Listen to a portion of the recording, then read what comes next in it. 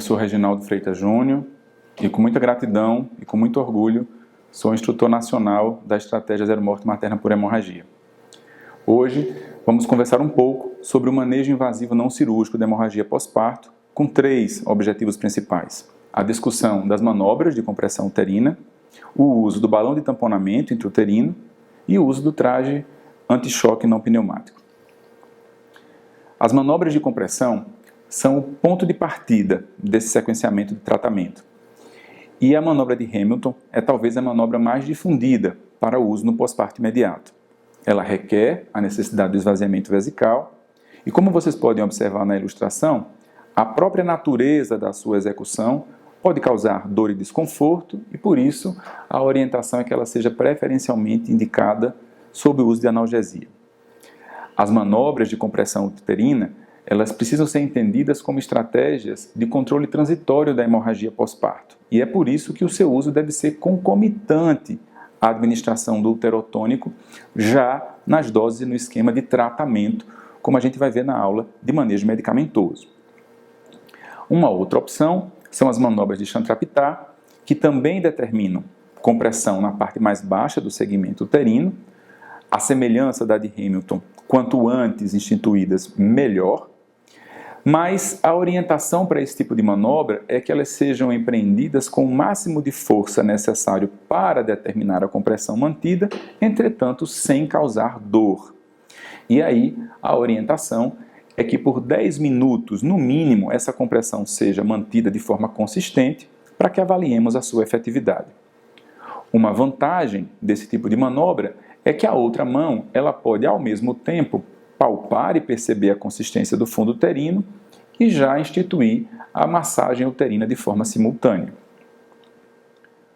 Para o balão de tamponamento intrauterino, a literatura há mais de 100 anos descreve a sua utilidade no manejo da hemorragia pós-parto e continua sendo uma alternativa eficaz e utilizada hoje. Então, o balão é utilizado porque tem altas taxas de sucesso, entre 60% e 100%, e reduz a necessidade da abordagem cirúrgica, viabilizando tempo para as transferências. Onde houver um protocolo de manejo de hemorragia pós-parto, o uso do balão está indicado, especialmente nos locais onde há limitação de recursos para o tratamento cirúrgico. O tratamento medicamentoso, tendo falhado nos casos de atonia uterina, representa uma das principais indicações do uso do balão de tamponamento uterino. E sua utilidade também é reconhecida para o manejo dos casos de placenta prévia. Tanto as pacientes, nos casos de hemorragia pós-parto vaginal, quanto aquelas hemorragia pós-cesárea, se beneficiam do uso do balão.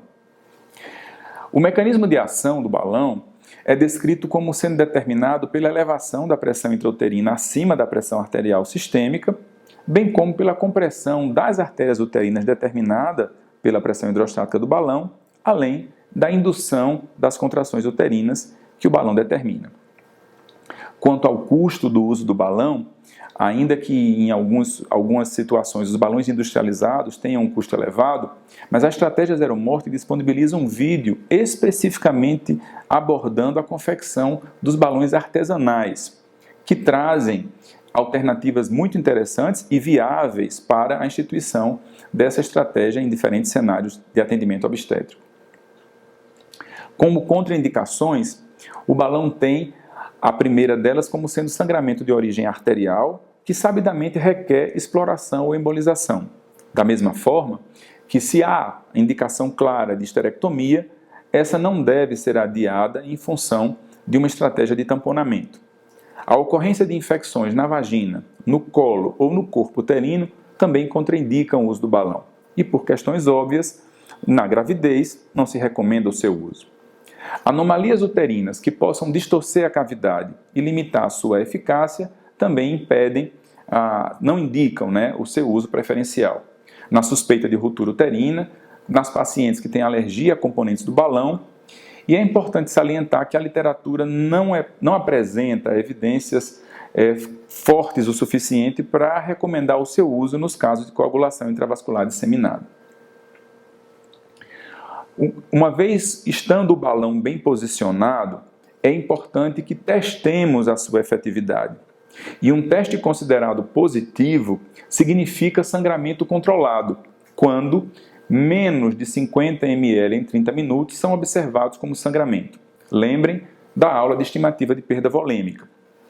Então, se nessa situação um balão bem posicionado determina o controle do sangramento nessa intensidade, manteremos o balão por até 24 horas, observando 3 critérios importantes. O primeiro deles é o uso concomitante do uterotônico, normalmente a ocitocina, em doses terapêuticas. Segundo, a necessidade de uso de antibiótico profilático. A estratégia recomenda cefazolina, 1 grama a cada 8 horas, mas obviamente isso pode ser adequado à realidade de cada serviço e às orientações da Comissão de Infecção Hospitalar. E uma coisa importantíssima é a monitorização rigorosa dessas pacientes durante o período onde o balão está inserido. Então, 24 horas com sangramento controlado, passaríamos para a retirada gradual de 50 ml de cada vez, avaliando se há ou não recidiva do sangramento uterino. Então, um balão normalmente vai comportar em torno de 500 ml. Retirado todo esse conteúdo, se a paciente continua sem sangrar, o teste a efetividade do balão foi obtida, né? É muito importante que essa retirada só aconteça num ambiente que permita o tratamento definitivo. Então, nessa etapa de retirada gradual, esse local onde o balão está sendo retirado precisa ser um local que garanta a necessidade de tratamento cirúrgico caso o sangramento volte. Isso também é importante quando a gente tem um teste negativo. Um balão bem posicionado, não consegue controlar o sangramento e estimamos uma perda superior a 50 ml em 30 minutos. Nessa situação, bem como na recidiva do sangramento durante a retirada, ambas indicam o tratamento cirúrgico definitivo mediante a laparotomia. Sobre o traje anti-choque não pneumático, que nós vamos chamar de TAM, ele é uma vestimenta neoprene, ela é segmentada e recobre os membros inferiores desde o tornozelo até o abdômen materno, determinando a compressão externa desses segmentos. A aplicação do TAM, como vocês podem ver na animação, ela é gradual, iniciando pelos segmentos 1, 2 e 3, que são os segmentos das pernas, o segmento pélvico, que é o segmento 4, e os segmentos 5 e 6, que são os segmentos abdominais.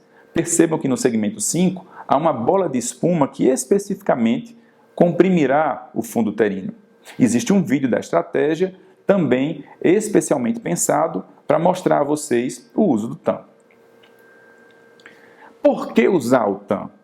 Primeiro porque ele oferece tempo extra para o tratamento definitivo. E isso é imprescindível para a hora de ouro do tratamento de hemorragia pós-parto. Lembro que a nossa meta é evitar a tríade letal de acidose, hipotermia e coagulopatia.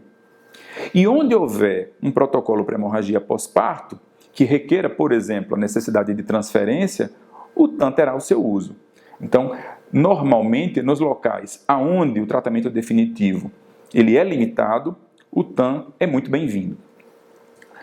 Quando indicar? Uma das principais indicações do TAM é nos casos de instabilidade hemodinâmica, naqueles sangramentos grandes, vultosos, onde já reconhecemos a iminência do choque hipovolêmico. E é por isso que não só na hemorragia pós-parto, mas também no abortamento, na gravidez ectópica ou na doença trofoblástica gestacional, o seu uso estaria indicado. Ele age causando essa pressão circunferencial em torno de 20 a 40 milímetros de mercúrio nas partes inferiores do corpo, e isso promove uma redistribuição do fluxo de sangue para os territórios nobres, supradiafragmáticos, como cérebro, coração e pulmões. Além disso, essa redução do aporte sanguíneo no segmento inferior, normalmente é onde está situado o sítio da lesão, reduz o volume do sangramento. O TAM não tem um custo elevado para o seu uso e o custo por uso é estimado em torno de $1,54. Há outros benefícios potenciais, outras vantagens potencialmente reconhecidas com o uso do TAM. A primeira delas é a facilidade de obter acesso venoso na parte superior do corpo, por conta dessa redistribuição do fluxo sanguíneo. Já comentamos que ele ajuda na reversão do choque hipovolêmico, reduz a necessidade de transfusão, pode reduzir a necessidade de intervenções cirúrgicas e uma vantagem adicional é poder ser utilizado junto ao balão de tamponamento intrauterino, inclusive porque existe uma abertura perineal que permite a abordagem com manobras obstétricas, né? Já comentamos sobre o baixo custo e uma vantagem é que a curva de aprendizado para o manuseio do TAM requer pouco tempo e é uma tecnologia facilmente assimilável em diferentes cenários de atenção obstétrica. Como contraindicações, a primeira delas é a presença de feto vivo viável. Como já comentamos a respeito da redistribuição do fluxo sanguíneo, doenças cardíacas graves, hipertensão pulmonar e edema agudo de pulmão contraindicam o uso do TAM, da mesma forma que a ocorrência de sangramentos em lesões supradiafragmáticas.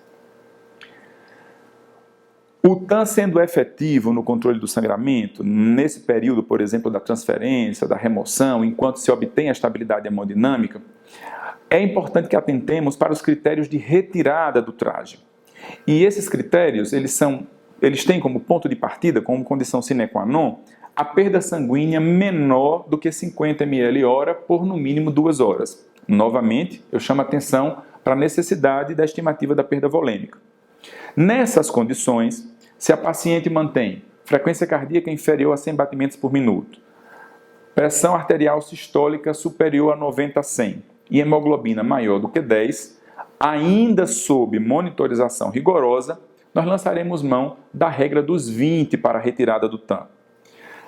Essa regra nada mais é do que uma orientação expressa de monitorização rigorosa a cada 20 minutos após a retirada de cada segmento. Nós combinamos que iniciaríamos do segmento 1 ao segmento 6 e a retirada também obedece a essa sequência. Retiramos primeiro o segmento 1, o segmento dos membros inferiores, até os segmentos abdominais. Se nessas manobras de retirada a pressão arterial sistólica cai acima de 20 milímetros de mercúrio ou a frequência cardíaca sobe acima de 20 batimentos por minuto, nós suspendemos a retirada e reposicionamos o TAM a partir do segmento número 1. Não obtivemos a estabilidade hemodinâmica desejada para a retirada do traje. Uma mensagem para levar para casa dessa aula é que não podemos esquecer que essas 3 estratégias elas só funcionam inseridas dentro de um contexto de protocolo de sequenciamento do atendimento da hemorragia. Todas têm em comum a vantagem de trazer tempo adicional para o que já comentamos como sendo a hora de ouro de efetividade do tratamento da hemorragia. E essa hora de ouro é um dos conceitos mais importantes a serem fixados pela estratégia nessa nossa meta de garantir o direito à maternidade segura para todas as brasileiras. Muito obrigado.